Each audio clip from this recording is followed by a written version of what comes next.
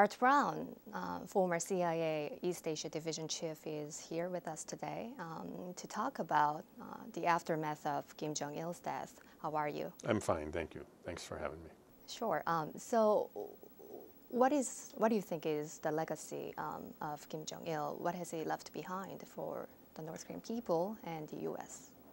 I think the legacy of Kim Jong-il is a stronger North Korea.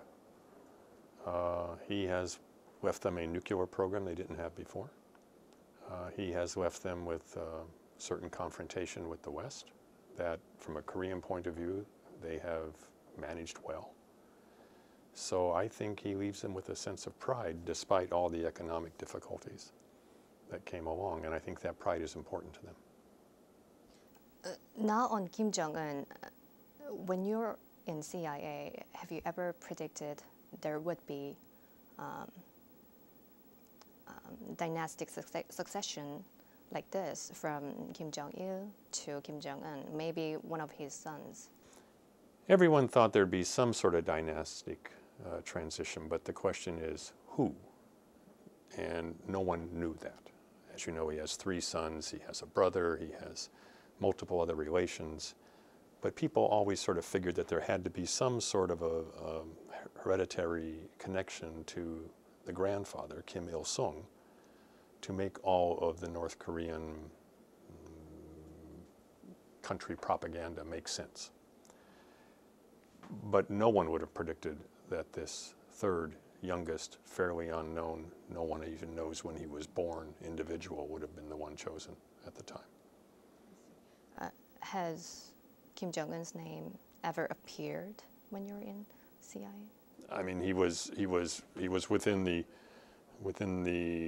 arena of known family relatives and known siblings for Kim Jong-nam and others, but he was not considered a front runner in any sense that I know of.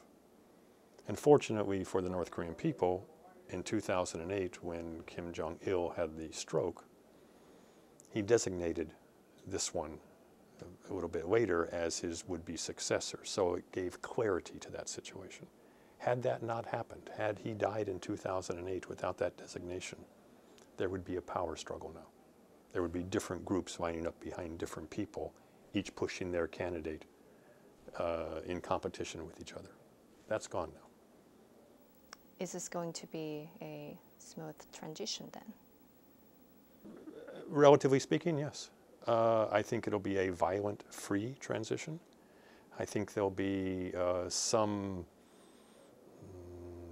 debate and a certain amount of friction within some of the top leadership, but probably as much as you see in an American transition.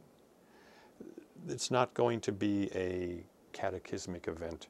There's not going to be tanks in the street. There's not going to be wild protest.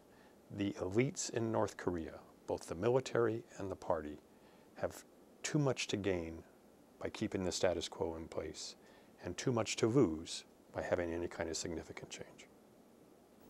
But you know, a lot of people say, you know, he's only in his late 20s and it was only about a year, you know, in terms of getting ready for this transition. What do you say to them? Again, because they had the prior experience, where they had about 15 years to get ready for the transition from Kim Il-sung to Kim Jong-il, they can now collapse that time down to a shorter period because they know the precedent.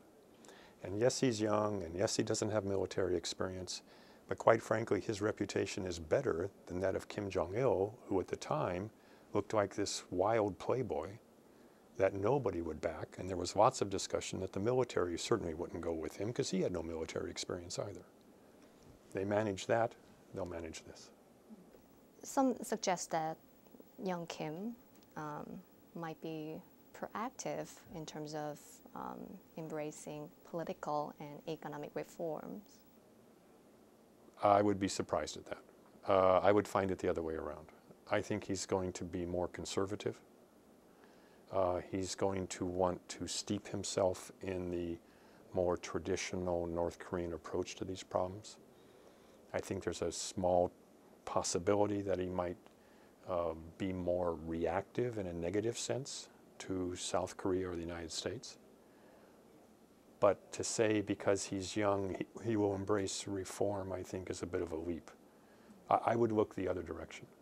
That youth and that insecurity will drive him to be a more conservative player.